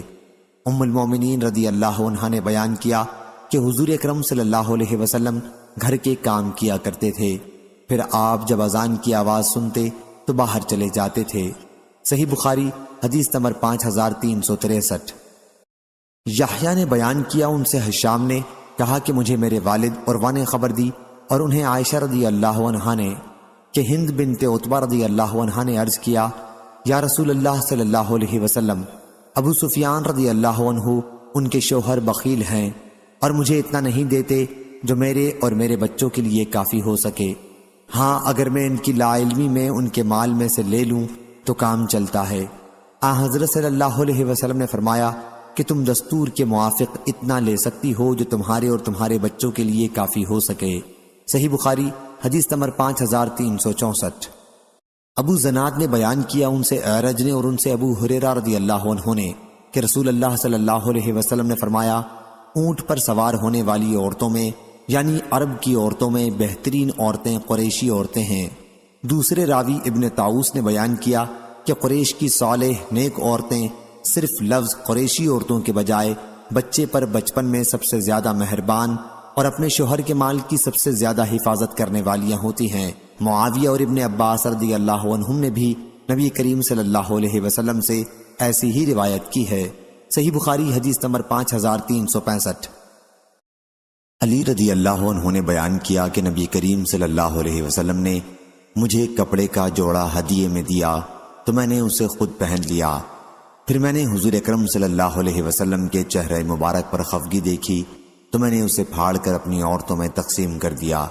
صحیح بخاری حدیث نمبر 5366۔ مسدد بن مسرحد نے بیان کیا کہا ہم سے حماد بن زید نے، ان سے عمروں نے اور ان سے جابر بن عبداللہ رضی اللہ عنہ نے کہ میرے والد شہید ہو گئے اور انہوں نے 7 لڑکیاں چھوڑیں، یا راوی نے کہا کہ 9 لڑکیاں۔ چنانچہ میں نے ایک پہلے کی شادی شدہ عورت سے نکاح کیا۔ رسول اللہ صلی اللہ علیہ وسلم نے مجھ سے دریافت فرمایا جابر تم نے شادی کی ہے؟ میں نے کہا جی ہاں۔ فرمایا کنواری سے یا بیاہی سے؟ میں نے عرض کیا کہ بیاہی سے۔ فرمایا تم نے کسی کنواری لڑکی سے شادی کیوں نہ کی؟ تم اس کے ساتھ کھیلتے اور وہ تمہارے ساتھ کھیلتی، تم اس کے ساتھ ہنسی مذاق کرتے اور وہ تمہارے ساتھ ہنسی کرتی۔ جابر رضی اللہ عنہ نے بیان کیا کہ اس پر میں نے حضرت صلی اللہ علیہ وسلم سے عرض کیا کہ عبداللہ میرے والد شہید ہو گئے اور انہوں نے کئی لڑکیاں چھوڑی ہیں، اس لیے میں نے یہ پسند نہیں کیا کہ ان کے پاس انہی جیسی لڑکی بیاہ لاؤں، اس لیے میں نے ایک ایسی عورت سے شادی کی ہے جو ان کی دیکھ بھال کر سکے اور ان کی اصلاح کا خیال رکھے۔ حضرت صلی اللہ علیہ وسلم نے اس پر فرمایا اللہ تمہیں برکت دے۔ یا راوی کو شک تھا، حضرت صلی اللہ علیہ وسلم نے خیرہ فرمایا یعنی اللہ تم کو خیر عطا کرے۔ صحیح بخاری حدیث نمبر 5367۔ حضرت ابو ہریرہ رضی اللہ عنہ نے بیان کیا کہ نبی کریم صلی اللہ علیہ وسلم کی خدمت میں ایک صحابہ آئے اور کہا کہ میں تو ہلاک ہو گیا۔ حضرت صلی اللہ علیہ وسلم نے فرمایا آخر بات کیا ہوئی؟ انہوں نے کہا کہ میں نے اپنی بیوی سے رمضان میں ہم بستری کر لی۔ حضرت صلی اللہ علیہ وسلم نے فرمایا پھر ایک غلام آزاد کر دو، یہ کفارہ ہو جائے گا۔ انہوں نے عرض کیا کہ میرے پاس کچھ نہیں ہے۔ حضرت صلی اللہ علیہ وسلم نے فرمایا پھر 2 مہینے متواتر روزے رکھ لو۔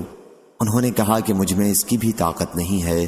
حضرت صلی اللہ علیہ وسلم نے فرمایا کہ پھر 60 مسکینوں کو کھانا کھلاؤ۔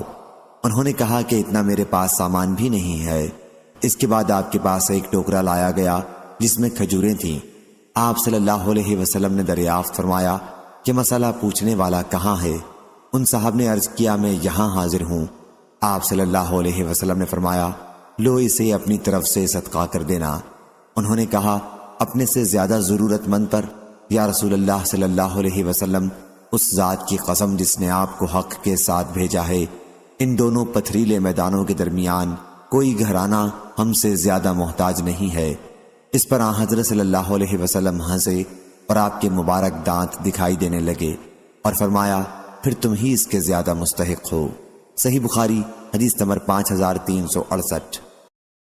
سلمہ رضی اللہ عنہا نے بیان کیا، میں نے عرض کیا یا رسول اللہ صلی اللہ علیہ وسلم، کیا مجھے ابو سلمہ رضی اللہ عنہ ان کے پہلے شوہر کے لڑکوں کے بارے میں ثواب ملے گا اگر میں ان پر خرچ کروں؟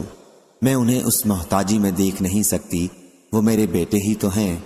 حضرت صلی اللہ علیہ وسلم نے فرمایا کہ ہاں، تمہیں ہر اس چیز کا ثواب ملے گا جو تم ان پر خرچ کرو گی۔ صحیح بخاری حدیث نمبر 5369۔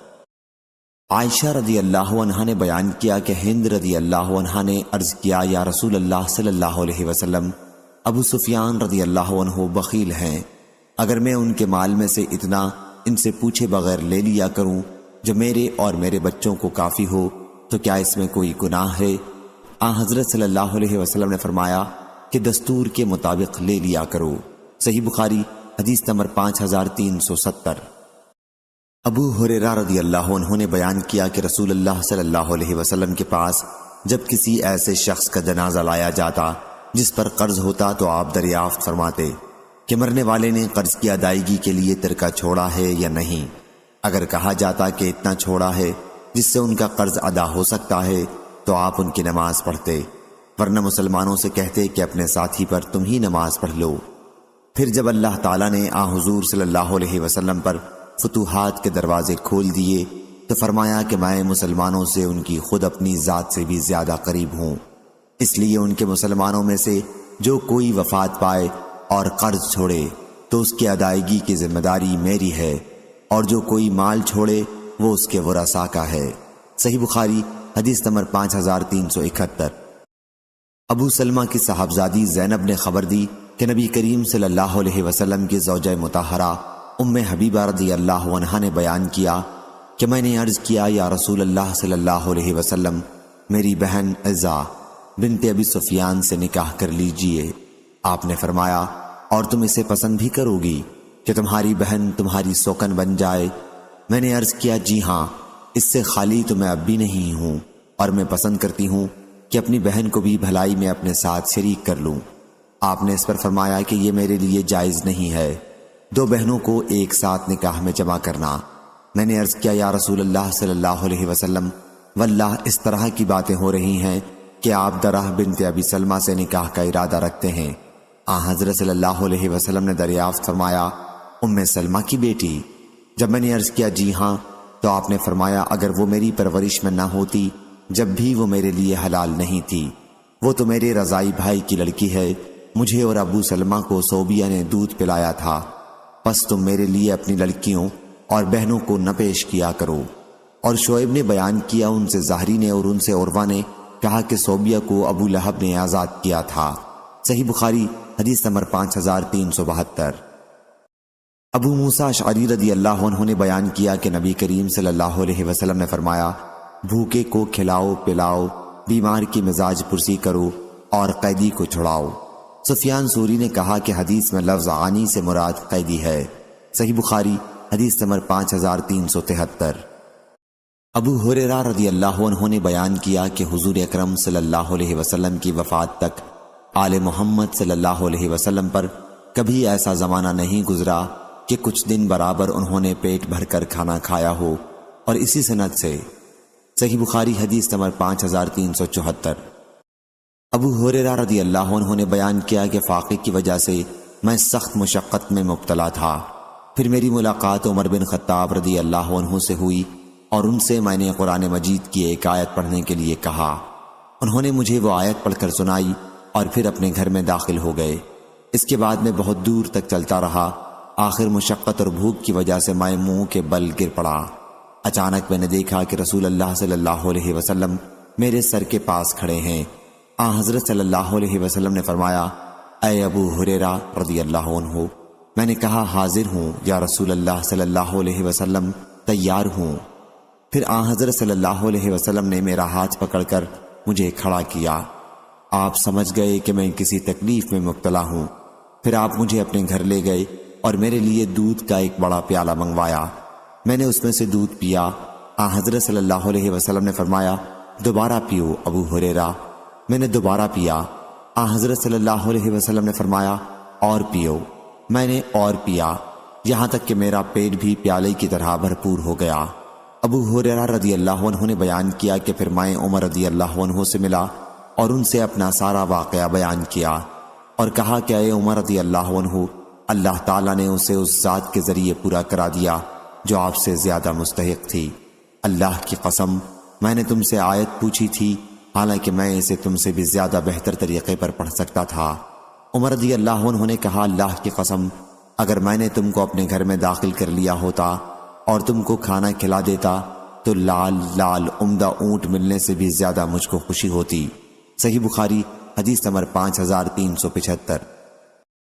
ولید بن کثیر نے خبر دی، انہوں نے وہب بن کیسان سے سنا، انہوں نے عمر بن ابی سلمہ رضی اللہ عنہ سے سنا، انہوں نے بیان کیا کہ میں بچہ تھا اور رسول اللہ صلی اللہ علیہ وسلم کی پرورش میں تھا اور کھاتے وقت میرا ہاتھ برتن میں چاروں طرف گھوما کرتا، اس لیے آپ نے مجھ سے فرمایا، بیٹے بسم اللہ پڑھ لیا کر، داہنے ہاتھ سے کھایا کر اور برتن میں وہاں سے کھایا کر جو جگہ تجھ سے نزدیک ہو۔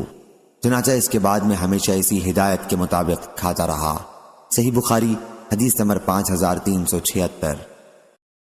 وہب بن کیسان ابو نعیم نے بیان کیا، ان سے عمر بن ابی سلمہ رضی اللہ عنہ نے، وہ نبی کریم صلی اللہ علیہ وسلم کی زوجہ مطہرہ ام سلمہ رضی اللہ عنہ کے ابو سلمہ رضی اللہ عنہ سے بیٹے ہیں، بیان کیا کہ ایک دن میں نے رسول اللہ صلی اللہ علیہ وسلم کے ساتھ کھانا کھایا اور برتن کے چاروں طرف سے کھانے لگا تو آن حضرت صلی اللہ علیہ وسلم نے مجھ سے فرمایا کہ اپنے نزدیک سے کھا۔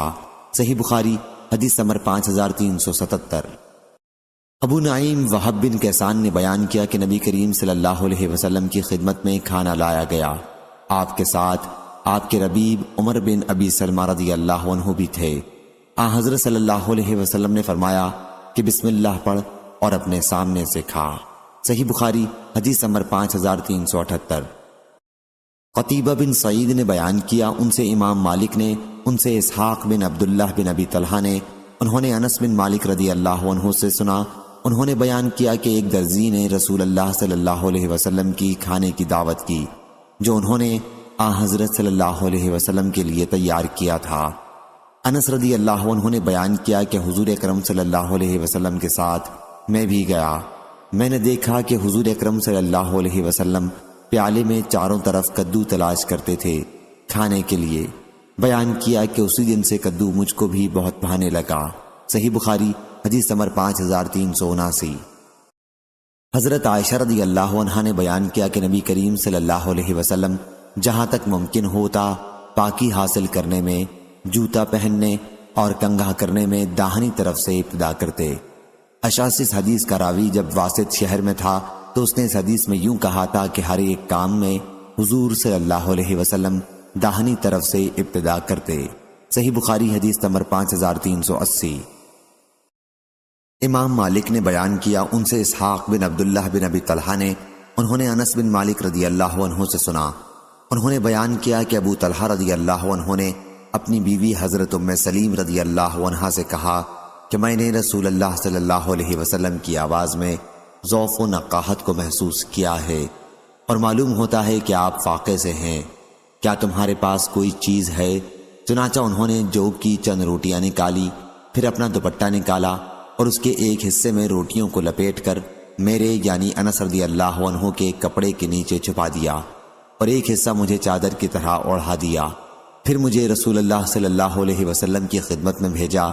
بیان کیا کہ میں جب حضور اکرم صلی اللہ علیہ وسلم کی خدمت میں حاضر ہوا تو آپ کو مسجد میں پایا اور آپ کے ساتھ صحابہ تھے، میں ان سب حضرات کے سامنے جا کر کھڑا ہو گیا۔ حضرت صلی اللہ علیہ وسلم نے دریافت فرمایا، اے انس رضی اللہ عنہ، تمہیں ابو طلحہ رضی اللہ عنہ نے بھیجا ہوگا؟ میں نے عرض کی جی ہاں۔ حضرت صلی اللہ علیہ وسلم نے پوچھا کھانے کے ساتھ؟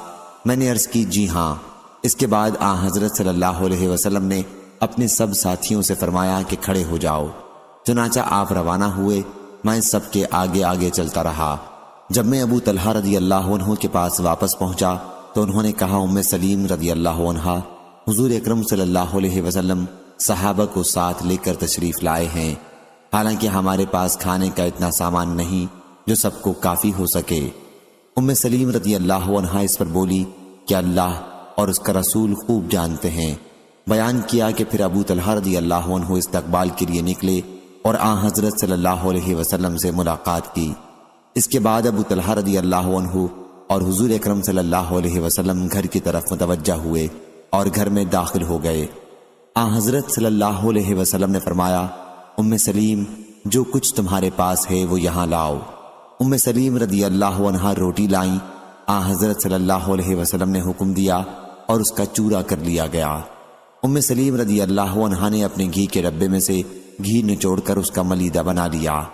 پھر حضور اکرم صلی اللہ علیہ وسلم نے دعا کی، جو کچھ اللہ تعالیٰ نے آپ سے دعا کرانی چاہی۔ اس کے بعد فرمایا، اب 10 آدمی کو کھانے کے لیے بلا لو۔ چنانچہ 10 صحابہ کو بلایا، سب نے کھایا اور شکم سیر ہو کر باہر چلے گئے۔ پھر آپ نے فرمایا کہ 10 کو اور بلا لو۔ انہیں بلایا گیا اور سب نے شکم سیر ہو کر کھایا اور باہر چلے گئے۔ پھر آپ نے فرمایا کہ 10 صحابہ کو اور بلا لو۔ پھر 10 صحابہ کو بلایا گیا اور ان لوگوں نے بھی خوب پیٹ بھر کر کھایا اور باہر تشریف لے گئے۔ اس کے بعد پھر اور 10 صحابہ کو بلایا گیا۔ اس طرح تمام صحابہ نے پیٹ بھر کر کھایا۔ اس وقت 80 صحابہ کی جماعت وہاں موجود تھی۔ صحیح بخاری حدیث نمبر 5381۔ حضرت عبد الرحمن بن ابی بکر رضی اللہ عنہ نے بیان کیا کہ ہم 130 آدمی نبی کریم صلی اللہ علیہ وسلم کے ساتھ تھے۔ حضرت صلی اللہ علیہ وسلم نے دریافت فرمایا کہ تم میں سے کسی کے پاس کھانا ہے؟ ایک صاحب نے اپنے پاس سے 1 صاع کے قریب آٹا نکالا، اسے گوندھ لیا گیا۔ پھر ایک مشرک لمبا تڑنگا اپنی بکریاں ہانکتا ہوا ادھر آ گیا۔ حضرت صلی اللہ علیہ وسلم نے اس سے دریافت فرمایا کہ یہ بیچنے کی ہیں یا عطیہ ہیں؟ یا حضور صلی اللہ علیہ وسلم نے عطیہ کے بجائے ہبہ فرمایا؟ اس شخص نے کہا کہ نہیں بلکہ بیچنے کی ہیں۔ چنانچہ حضرت صلی اللہ علیہ وسلم نے اس سے 1 بکری خریدی، پھر وہ ذبح کی گئی اور آپ نے اس کی کلیجی بھونے جانے کا حکم دیا۔ اور قسم اللہ کی 130 لوگوں کی جماعت میں کوئی شخص ایسا نہیں رہا جسے حضرت صلی اللہ علیہ وسلم نے اس بکری کی کلیجی کا ایک ٹکڑا کاٹ کر نہ دیا ہو، مگر جو موجود تھا تو اسے وہیں دے دیا، اور اگر وہ موجود نہیں تھا تو اس کا حصہ محفوظ رکھا۔ پھر اس بکری کے گوشت کو پکا کر 2 بڑے کنڈوں میں رکھا اور ہم سب نے ان میں سے پیٹ بھر کر کھایا۔ پھر بھی 2 کنڈوں میں کھانا بچ گیا تو میں نے اسے اونٹ پر لاد لیا، یا عبد الرحمن راوی نے ایسا ہی کوئی کلمہ کہا۔ صحیح بخاری حدیث نمبر 5382۔ منصور بن عبد الرحمن نے بیان کیا، ان سے ان کی والدہ صفیہ بنت شیبہ نے اور ان سے حضرت عائشہ رضی اللہ عنہا نے کہ نبی کریم صلی اللہ علیہ وسلم کی وفات ہوئی، ان دنوں ہم پانی اور کھجور سے سیر ہو جانے لگے تھے۔ صحیح بخاری حدیث نمبر 5383۔ سوید بن نعمان رضی اللہ عنہ نے بیان کیا کہ ہم رسول اللہ صلی اللہ علیہ وسلم کے ساتھ خیبر کی طرف سن 7 ہجری میں نکلے۔ جب ہم مقام صحابہ پر پہنچے، یحییٰ نے بیان کیا کہ صحابہ خیبر سے دوپہر کی راہ پر ہے، تو اس وقت حضور اکرم صلی اللہ علیہ وسلم نے کھانا طلب فرمایا، لیکن ستو کے سوا اور کوئی چیز نہیں لائی گئی۔ پھر ہم نے اسی کو سوکھا پھانک لیا۔ پھر حضرت صلی اللہ علیہ وسلم نے پانی طلب فرمایا اور کلی کی، ہم نے بھی کلی کی۔ اس کے بعد آپ نے ہمیں مغرب کی نماز پڑھائی اور وضو نہیں کیا، مغرب کے لیے کیونکہ پہلے سے باوضو تھے۔ سفیان نے بیان کیا کہ میں نے یحییٰ سے اس حدیث میں یوں سنا کہ آپ نے نہ ستو کھاتے وقت وضو کیا نہ کھانے سے فارغ ہو کر۔ صحیح بخاری حدیث نمبر 5384۔ حمام نے بیان کیا، ان سے قتادہ نے کہا کہ ہم حضرت انس رضی اللہ عنہ کی خدمت میں بیٹھے ہوئے تھے، اس وقت ان کا روٹی پکانے والا خادم بھی موجود تھا۔ انہوں نے کہا کہ نبی کریم صلی اللہ علیہ وسلم نے کبھی چپاتی میدے کی روٹی نہیں کھائی اور نہ ساری دم پختہ بکری کھائی یہاں تک کہ آپ اللہ سے جا ملے۔ صحیح بخاری حدیث نمبر 5385۔ حضرت انس رضی اللہ عنہ نے بیان کیا کہ میں نہیں جانتا کہ نبی کریم صلی اللہ علیہ وسلم نے کبھی تشتری رکھ کر ایک وقت مختلف قسم کا کھانا کھایا ہو، اور نہ کبھی آپ نے پتلی روٹیاں چپاتیاں کھائیں، اور نہ کبھی آپ نے میز پر کھایا۔ قتادہ سے پوچھا گیا کہ پھر کس چیز پر آپ کھاتے تھے؟ کہا کہ آپ سفرہ عام دسترخوان پر کھانا کھایا کرتے تھے۔ صحیح بخاری حدیث نمبر 5386۔ حمید نے خبر دی اور انہوں نے حضرت انس رضی اللہ عنہ سے سنا، انہوں نے بیان کیا کہ نبی کریم صلی اللہ علیہ وسلم نے حضرت صفیہ رضی اللہ عنہا سے نکاح کے بعد ان کے ساتھ راستے میں قیام کیا۔ اور میں نے مسلمانوں کو آپ کے ولیمے کی دعوت میں بلایا۔ حضرت صلی اللہ علیہ وسلم نے دسترخوان بچھانے کا حکم دیا اور وہ بچھایا گیا۔ پھر آپ نے اس پر کھجور، پنیر اور گھی ڈال دیا۔ اور عمرو بن ابی عمرو نے کہا ان سے حضرت انس رضی اللہ عنہ نے کہ حضور اکرم صلی اللہ علیہ وسلم نے حضرت صفیہ رضی اللہ عنہا کے ساتھ صحبت کی، پھر ایک چمڑے کے دسترخوان پر کھجور، گھی، پنیر ملا کر بنا ہوا حلوہ رکھا۔ صحیح بخاری حدیث نمبر 5387۔ وہب بن کیسان نے بیان کیا کہ اہل شام حجاج بن یوسف کے فوجی شام کے لوگ حضرت عبداللہ بن زبیر رضی اللہ عنہ کو آر دلانے کے لیے کہنے لگے، یا ابن ذات النطاقین، اے دو کمر بند والے کی بیٹی اور ان کی والدہ۔ حضرت اسما رضی اللہ عنہ نے کہا، اے بیٹے، یہ تمہیں دو کمر بند والی کی آر دلاتے ہیں۔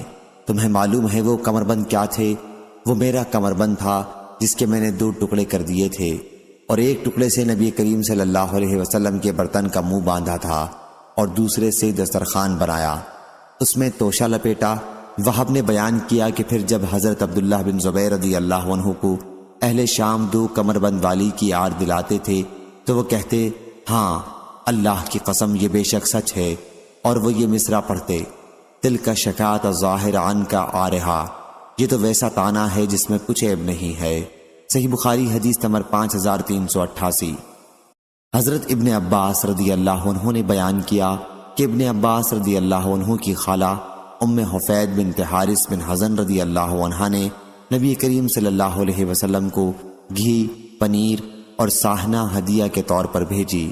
حضرت صلی اللہ علیہ وسلم نے عورتوں کو بلایا اور انہوں نے آپ کے دسترخوان پر ساہنہ کو کھایا، لیکن آپ نے اسے ہاتھ نہیں لگایا جیسے آپ اسے ناپسند کرتے ہیں، لیکن اگر ساہنہ حرام ہوتا تو آپ کے دسترخوان پر کھایا نہ جاتا اور نہ آپ انہیں کھانے کے لیے فرماتے۔ صحیح بخاری حدیث نمبر 5389۔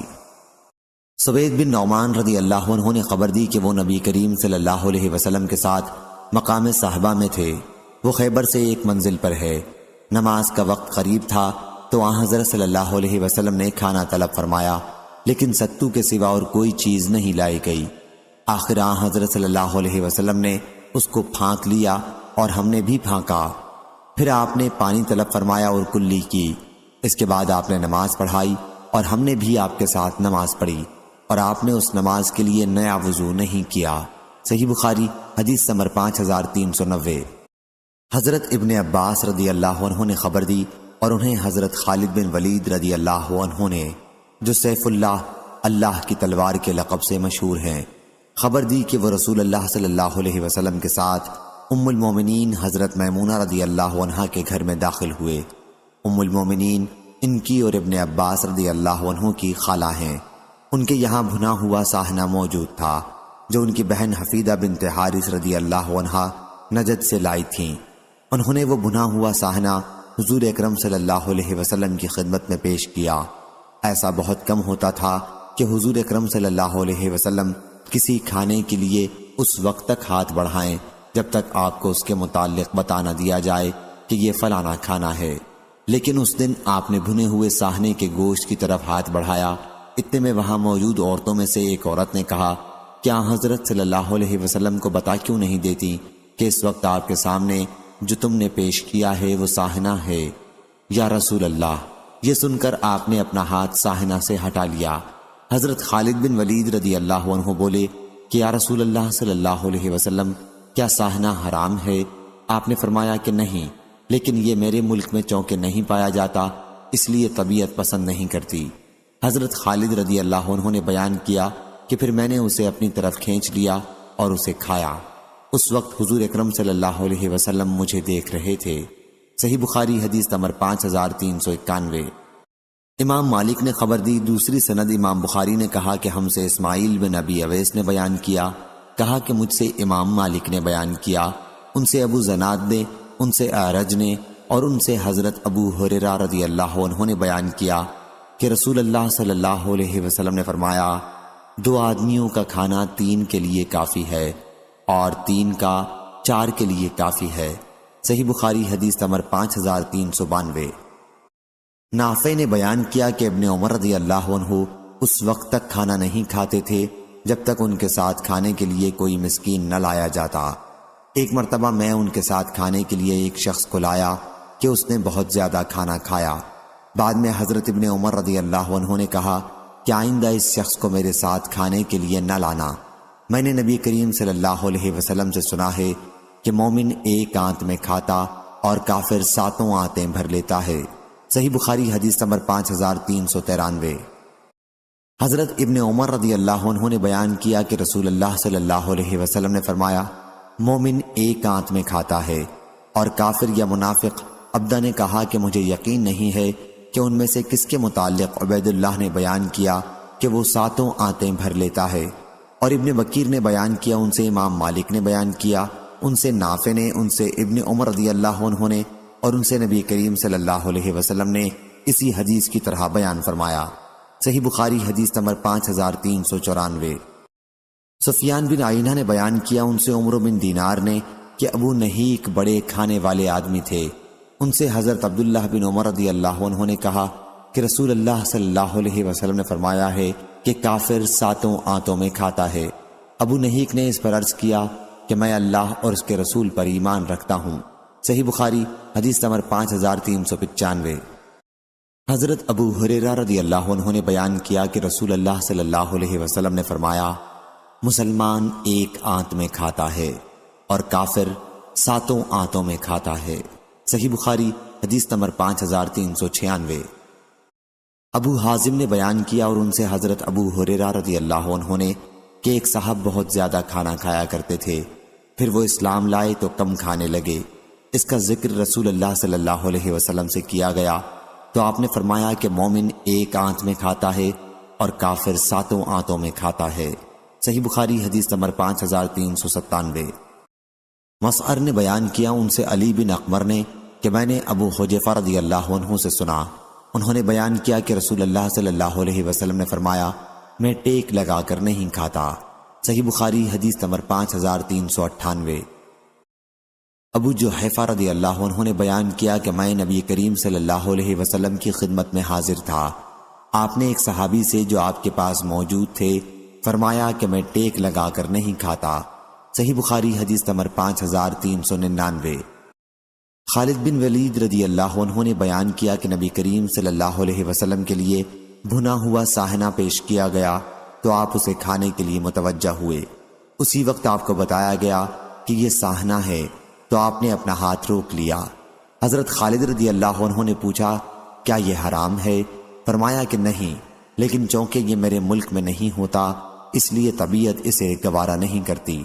پھر خالد بن ولید رضی اللہ عنہ نے اسے کھایا اور نبی کریم صلی اللہ علیہ وسلم دیکھ رہے تھے۔ امام مالک نے ابن شہاب سے ضب محنود یعنی بھنا ہوا ساہنہ ضب مسوا کی جگہ محنوز نقل کیا، دونوں لفظوں کا ایک معنی ہے۔ صحیح بخاری حدیث نمبر 5400۔ مزید اسلامک ویڈیو دیکھنے کے لیے ہمارے چینل کو سبسکرائب کیجیے۔